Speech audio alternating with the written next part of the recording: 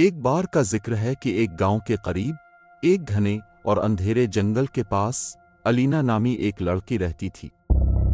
गांव वाले हमेशा इसे खबरदार करते थे कि अंधेरा होने के बाद आधी रात के जंगल में न जाना।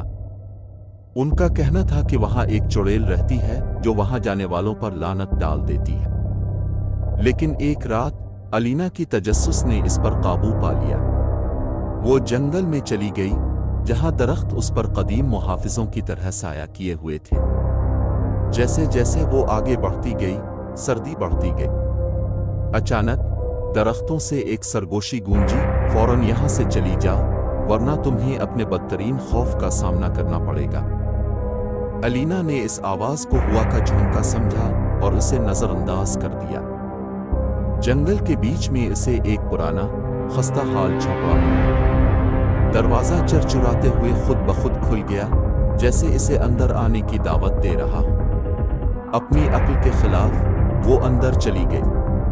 अंदर हर तरफ खौफनाक खामोशी थी, सिवाय एक औरत के रोने की मध्यम आवाज के। अलीना ने इस आवाज का पीछा किया और एक मध्यम रोशनी वाले कमरे में पहुंची, जहां एक बूढ़ी औरत चूल्हे के पास बैठी थी। इसका चेहरा एक सिया निकाब के नीचे छुपा हुआ था। तुम कौन हो? अलीना ने कांपती आवाज में पूछा।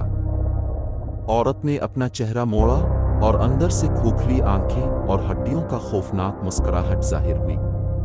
मैं भी कभी तुम्हारी तरह जवान और तजस्सुस भरी थी, लेकिन अब मैं हमेशा के लिए इस जंगल की कैदी हूं। अलीना के भागने से पहले ही चुड़ैल ने एक कदीम लानत का व्रत किया। इसके पैरों के नीचे की जमीन फट गई और भूतों के हाथ इसकी तरफ बढ़ने लगे, इसे जमीन में घसीटने लगे। अलीना चीखी, मगर कोई इसे सुनने वाला नहीं था। अगली सुबह गांव वालों को जंगल के किनारे सिर्फ इसका हार मिला, जो आधी रात के जंगल की लानत की याद